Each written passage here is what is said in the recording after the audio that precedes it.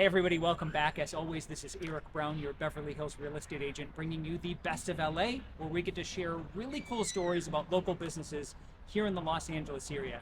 Now, I have a special treat today. My friend Otis Jones here and his magazine of Hills, Views, and Valleys of Luxury Redefined and Defined. Now, Otis, I would love for you to just kind of tell us the story about what it's like to start a magazine. Well, it's a lot of work, first of all, but at the end of the day, it just the beauty of being able to create a magazine and have, it in your hands is more than I can actually describe. When I first, when the idea came into my head back in 2019, I was kind of sort of like, why am I thinking this? What is going on? And then, all of a sudden, like 90 days later, I taught myself how to successfully put together like a magazine. And I remember that day very vividly because it was one of those moments in life where you know something has happened that's very grand and that's very unique, and you don't know how to describe it even to yourself. You just know that, like, okay, something just happened. And I remember getting that first copy from the print shop, which was in San Diego, and they sent me my first copy there. And I sat there at home and I held it and I was like, is this mine? Is this, how did this happen? And I realized that it was the team that I had, the great team of designers and writers and everyone that was powered around me and pushed me up this like really big hill that allowed us to create this beautiful product called Hills, Views, and Valleys. Well, and one of the things that I think I love most, and I want to make sure that the viewers get to pay attention to this, is Otis has literally rolled up his sleeves, Yeah. but has rolled up the sleeves and started this from the ground up and has now created this kind of global brand in this magazine. You'll see that in some of the items that we share over the course of this video. But he also wanted to have a roll up the sleeves moment and be here out in Los Angeles. So as you can see the Pacific Design Center behind us, you can hear the sounds of LA as we go through this. So if the sound's a little bit gritty or granular, that's part of the process. As you're building anything, it's a little gritty and granular. Absolutely. So you could probably touch on this a bit, but beyond the foundation, what's the inspiration? Like, what got you to say, I'm going to start this in a market where there are other luxury periodicals? I think that when it originally came up with the idea, of course, as you know, I was working for Compass Real Estate at the time, and I was actually finishing up with escrow, and I was like, what can I do to help me to stand out amongst all these sea of realtors in Los Angeles? That was really my thought, literally. And I was like, oh, I think I'm going to create a magazine. I remember like heading home and I was getting my car washed and I was sitting there, and of course you know how they always have like 100 magazines sitting there, and I'm just fanning through and I'm like, oh, I wish that was me, oh, I wish that was me. And something said it can be you, it can so be you. Go home and create your own magazine. And literally, I swear to everyone, all the viewers, this is what happened. I went home, I got on Craigslist, I put an ad on Craigslist looking for a magazine designer. I didn't even know what to ask for because I didn't know what to ask for. Awesome. Yeah, and then all of a sudden I had like 50 people to like send me an email, and I was like, okay, wait, this is for real. And I remember picking this gentleman by the name of Vafa in Newport Beach. And Vafa was like, come on down, I love this idea, this is wonderful. We were both high-fiving each other over the telephone. And so I went to Newport Beach, Fashion Island Mall, and the rest is kind of history. I mean, Vafa inspired me so much that I was like, yeah, we can do this. Yeah, and I was like, I don't even know what I'm talking about. But anyways, we can do this. And that's how it all came about. And so for the viewers that know or don't know of the magazine, tell us a bit about what a typical issue is like. Yes, a typical issue basically ranges with us, getting together with our little small group, a very, very, very tight group. We pick out the stories, we curate, we kind of get a direction of like what it is that we're trying to talk about based on the editorial calendar. It could range from anything from fine dining to luxury real estate to, automotive. Depends on what our editorial calendar is. And we kind of sort of like put that into motion as to which stories we're gonna like go after, which features we want to feature, what advertisers we want involved, and we kind of sort of like it's like steering a cake. It takes a while, like 2 to 3 to 4 weeks, and all of a sudden it's like, okay, boom, we have it.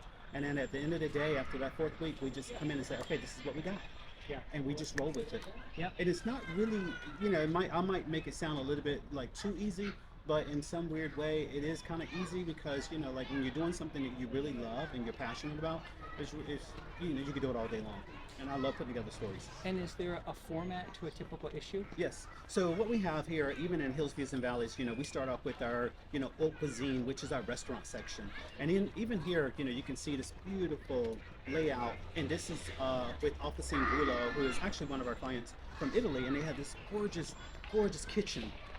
But we actually features like from kitchens to chefs. I remember in one of the issues we featured, several of the top chefs from like France, Jordi Roca, who is on Netflix, we had Xavi Donet, who is like the world-class renowned dessert pastry chef from, I think he's from Romania or Italy, but anyways, as you can tell, that begins our journey through the magazine, and then it just pops off, and we have everything from, dealing with living, let's see here, people and places.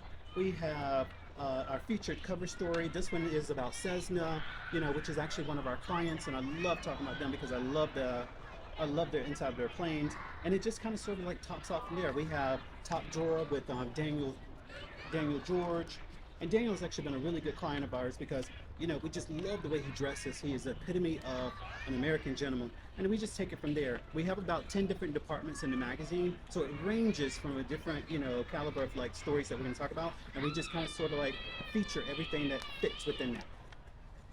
Do you find that you have, over the course of, as an article is being pushed out, and now that you've had obviously several years of being able to have issues, is there a typical readership? Is it here local? Is it national? Do you have a typical advertiser? You mentioned a few different client types. Yeah, well, in terms of our advertisers, we're always looking for luxury advertisers. So wink, wink, everybody.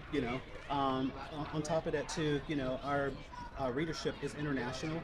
I was very fortunate when I first created, Hills, Views, and Valleys to really come across some really wonderful people to help me understand what it means to have distribution in and amongst not only just the national market but international. So I was able to secure some really great things that really helped to propel, Hills, Views, and Valleys from this level to this level overnight. Yeah. You touched on something off camera that I thought was worth sharing because a lot of people, when it comes to either advertising or readership, and maybe this is my demographic, I like the tangible, feeling something instead of always scrolling. Yes. But some people would say that print is dead. What do you say to that? Ah! Right? Print is not dead. Listen, folks, print is not dead. It's not going anywhere.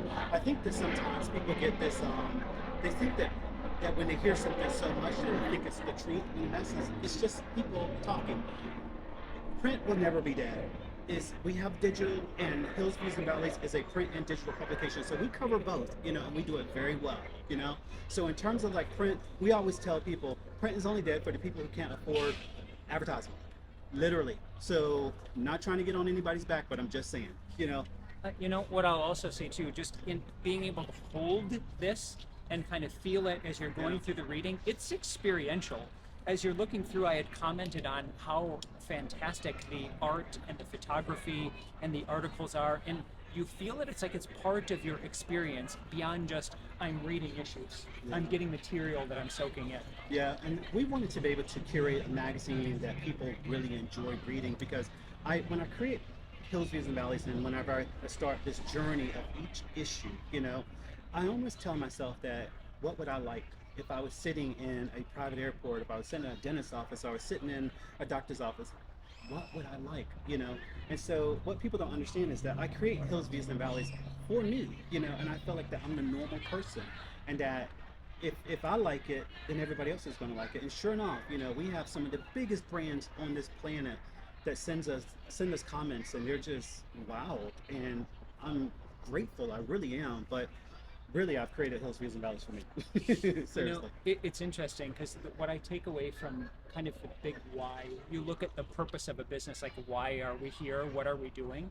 But that idea of I want to provide something that people would enjoy if they were just sitting down in the lobby. Absolutely. If I enjoy it, other people would also enjoy it. And obviously you have the feedback that has showed that to be the case. Yes, very much so. I mean, we actually had a situation where just a couple weeks ago, and this is a true story. One of our clients, his name is Scott Andrews. He owns the Packard brand. And of course, if you guys don't know what Packard brand is, Packard used to compete against Rolls-Royce back in the 50s. And of course, they went under.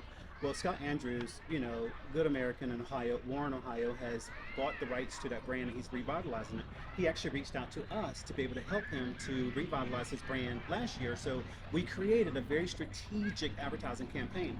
Well, that campaign has now come to fruition because I just got an email the other day from Scott saying that the city of Warren, Ohio, the mayor's office, has granted them a $6 million contract to come in and revitalize the Packard Museum and all the things surrounding Packard, which of course that's a Packard town. And I was like, and he's like, they did it because they saw the magazine and they were just so impressed with how strategic and aligned I was with you in getting this magazine out there and getting our brand out there. He's like, the magazine brought it home. And I was like, it's those type of stories that I hear that we have like that type of impact where we're helping brands to get $6 million contracts. I'm all about it. So what I hear is twofold. Obviously, what I had just described is, as a reader that's looking for luxury content or just really insightful, interesting editorial, this is a great place to be able to go and get that fix. Similarly, you can also, as an advertiser or as a luxury business, what a format, based on the story that you've just been told, of a way to increase the exposure of your brand. Usually this is kind of a great spot.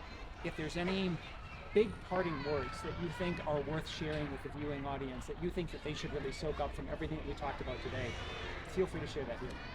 Well, one of the things that I definitely want to leave the audience with, and it's something that's near and dear to my heart, is, if you have a dream, pursue it. Pursue it with passion. Pursue it with all your might. Pursue it like your life depended on it. When the magazine came to fruition for me, I didn't really know what was going on in my life. Only thing I knew was that I had a magazine. I knew that I had something special, and I didn't really know even if it was that special. All I knew is that I was going to make this happen no matter what.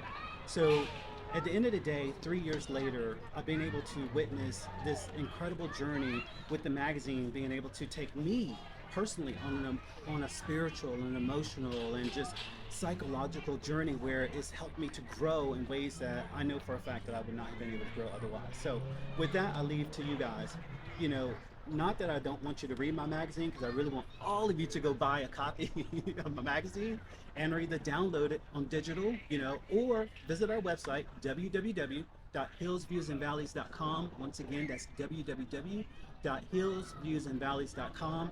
And send us a message. Tell us how you feel. Leave a testimonial. I usually respond back to everyone, so I really want to hear what you have to say about our magazine, and I can pass on the good news to our advertisers and let them know that we're doing something right.